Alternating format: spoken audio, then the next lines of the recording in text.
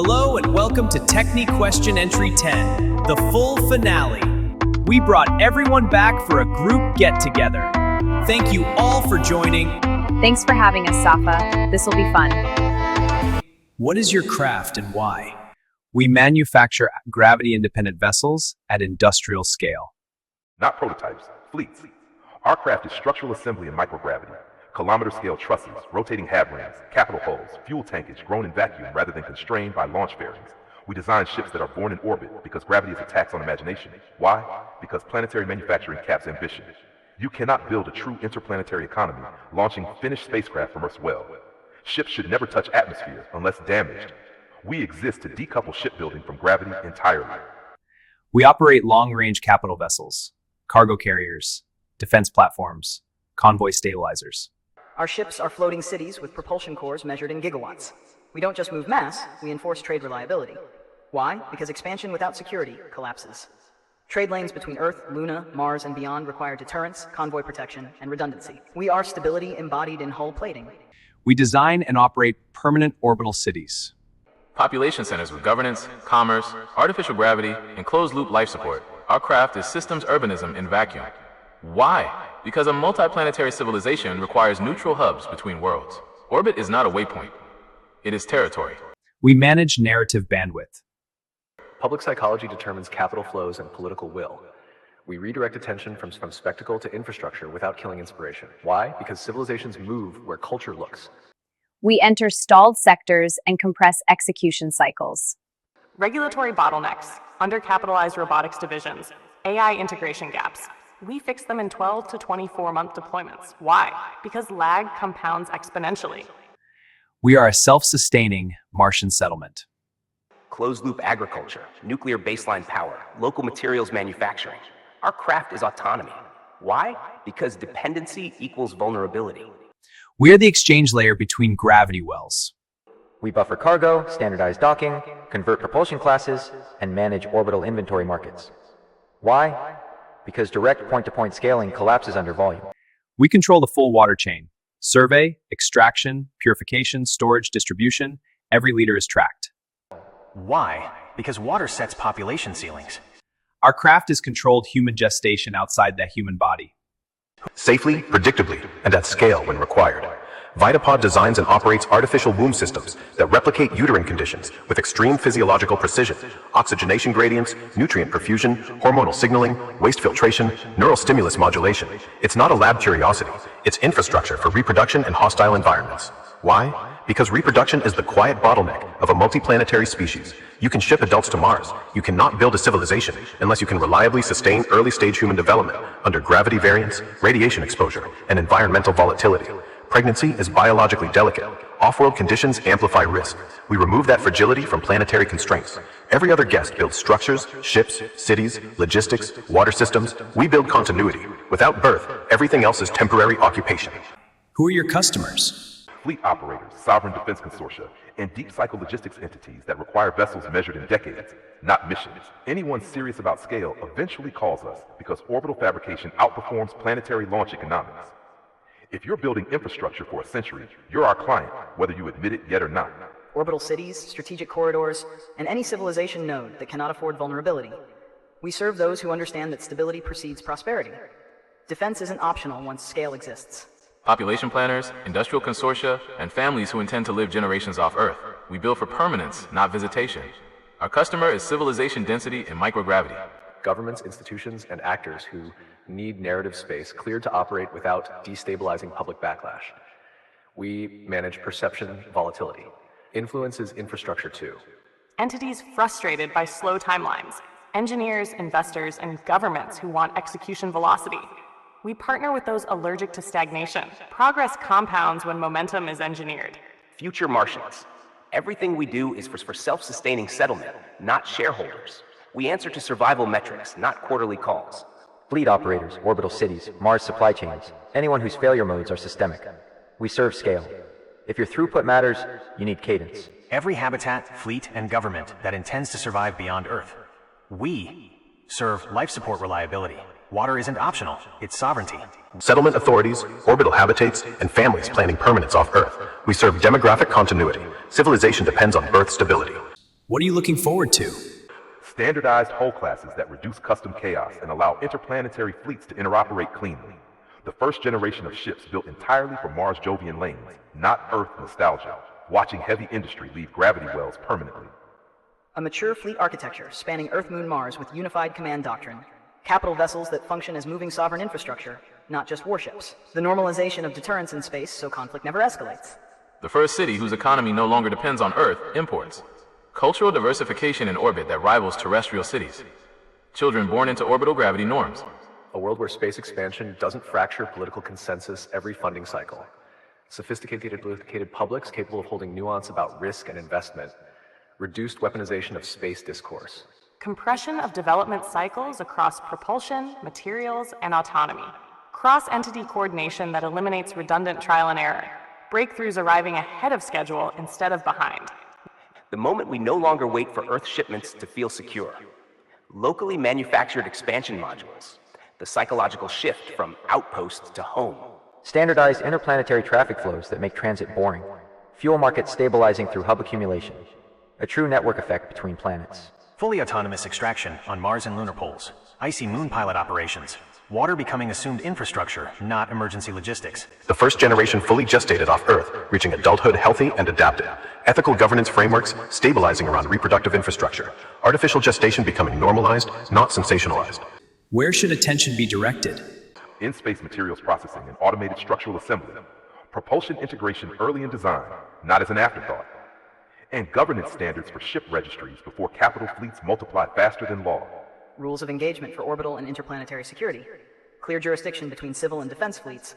And redundancy in navigation and comms, because confusion causes escalation faster than hostility. Closed-loop life support with 99.9% reliability, rotational gravity standardization, and civic governance models that don't collapse under artificial environments. Information integrity. Narrative resilience against panic economics and proactive communication before strategic moves, not after. Procurement reform, rapid iteration test environments, and de-risking early tech before bureaucracy suffocates it. Soil chemistry processing, radiation shielding at scale, and demographic stability. Birth rates matter as much as cargo manifests. Surface landing costs. Cryogenic transfer efficiency. And arbitration protocols before congestion becomes geopolitical. Loss prevention in vacuum environments. Chemical contamination mitigation on Mars. And long horizon storage security. Radiation mitigation during early development, multi-gravity physiological research, and integrating reproductive systems into life support planning from day one. Can someone replicate what you do? They can build yards. They cannot replicate supply synchronization across orbital fabrication nodes, raw material inflow from lunar regolith processors, and just-in-time structural welding in vacuum at our tolerances. Our competitive moat is integration velocity, 72-hour segment installation cycles on kilometer hulls. You don't copy that overnight. You build it over thousands of weld hours and dozens of structural failures. Ships can be built. Doctrine cannot. Crew cohesion on multi-year rotations, propulsion risk modeling across solar storms, and fleet-level navigation under latency constraints. That's institutional memory. We run 18-month deployment cycles. That culture isn't copyable by contract. You can build a station. You cannot replicate population stability metrics. Less than 0.3% annual outmigration, 98% life support uptime, internal GDP growth independent of Earth subsidies. Habitats fail socially before they fail technically. Media agencies exist, species-level myth engineering does not. We map sentiment shifts across 47 demographic clusters monthly. Consultants advise. We embed operational command authority temporarily. That's different. We dissolve when velocity is restored. They can land. They struggle to remain solvent and stable without Earth resupply beyond 24 months. We cross that threshold at year 4. Depots are easy. Multi-party synchronized throughput across 200+ monthly transfers is not. Our predictive routing AI reduces transit inefficiency by 18%. Only if they centralize risk ownership completely. Few are willing. Our loss rate on Mars, less than 0.8% from extraction to consumption.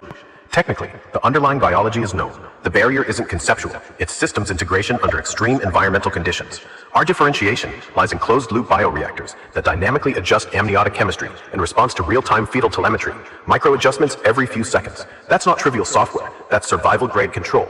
More importantly, we've engineered the pods to operate in partial gravity and radiation-variable environments. Mars isn't Earth. Lunar habitats aren't Earth. Even orbital spin habitats introduce variable rotational forces during construction phases. We've tested gestation stability under those stressors. That data moat is enormous. So yes, in theory, replication is possible. In practice, replicating long-term developmental reliability off Earth requires a decade of physiological iteration, and colonies don't gamble with generational continuity. What's your view of the space economy? It's transitioning from launch to fabrication. The real inflection point is when orbital manufacturing surpasses Earth origin hardware by volume. We track that metric obsessively. The space economy becomes real when ships are built where they operate. It matures when trade insurance rates drop because routes are secure. That's our KPI. Right now, volatility premiums are too high. It becomes self-sustaining when orbital GDP exceeds launch-derived revenue. We are close. Space economy, it suffers from fragmented storytelling, too many hero arcs, not enough systems arcs. Under-optimized in robotics and automation layers. Too much human overhead in hostile environments. Mars becomes viable when exports offset imports. We're approaching equilibrium in refined metals and research output. Friction reduction defines maturity. We track transfer cost per ton kilometer relentlessly. Propellant and life support converge at water. It's the quiet backbone of trade. It's currently hardware dominant. Rockets, ships, habitates, extraction, necessary, but incomplete. A true space economy requires demographic stability. Birth rates, generational planning, age distribution, those shape labor markets, governance, defense, and cultural continuity. We measure maturity not in launch cadence, but in whether a colony can replace its population without external resupply of people. That's when space stops being an outpost network and becomes civilization. How do you view the moon? What about Mars? Moon, feedstock, aluminum, titanium, regolith-derived composites. The moon is our foundry. Mars, future client and future yard extension. Once Mars exports bulk material to orbit efficiently, we scale outward. Moon, staging ground, resupply and refit. Mars, primary long-haul corridor anchor. The Earth-Mars lane is civilization's spinal cord. Moon, industrial partner. Supplies construction material and fuel. Mars, sister civilization node. Exchange partner, not subordinate. Moon, accessible symbol, visually proximate, emotional leverage. Mars needs reframing from romance to inevitability. Moon, low-hanging iteration field. Mars, high capital friction, requires bold intervention. Moon, training ground. Mars is commitment. Mars, harsh but scalable. Once redundancy is built, growth accelerates. Moon, near-Earth supplier integrated into our routing loops. Mars, high-latency trade partner. Requires inventory smoothing. Moon, precision extraction. Low volume, high value. Mars, bulk reserves. Chemically hostile but scalable. The moon is the testing ground. Short supply chains, rapid medical evacuation if needed, lower gravity exposure. It's where gestational adaptation protocols can be studied responsibly before deeper extraplanetary implementation. Lunar settlements are early laboratories for reproductive adaptation. Mars is the commitment. The moon is the rehearsal. Mars is where artificial gestation transitions from optional to strategic. Distance makes emergency maternal care logistically constrained. Radiation is non-trivial. Psychological stressors are amplified. A self-sustaining Mars must control its birth process. Not for ideology, for stability. Generational continuity is the difference between a base and a civilization. Why has humanity delayed becoming multiplanetary? We clung to Earth-centric manufacturing for too long. We tried to miniaturize ambition to fit rockets instead of building where rockets deliver raw material. We underestimated the necessity of persistent presence. Early missions were visits. Commerce demands continuity. We built machines before we built communities. Cities must precede empires. Delay, we romanticized astronauts and neglected engineers. Delay, incentives reward incrementalism.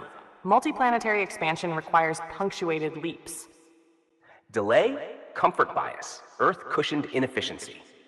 We attempted bilateral trade before building clearinghouses. We underestimated phase change loss in low pressure environments. Why has humanity delayed becoming multiplanetary? Because we optimized for spectacle instead of systems. Launch events are visible. Closed-loop infrastructure is invisible. Earth systems are deeply cultural and therefore politically sensitive. We delayed because becoming multiplanetary requires redesigning the fundamentals of how humans live, reproduce, govern, and allocate risk. That's not engineering difficulty. That's civilizational discomfort. But discomfort precedes evolution. Well, there you have it, folks, the last and best entry. Thank you so much to all of our guests and to you, the viewer, for your attention. Cheers, and let's accelerate, societally, towards multiplanetary existence.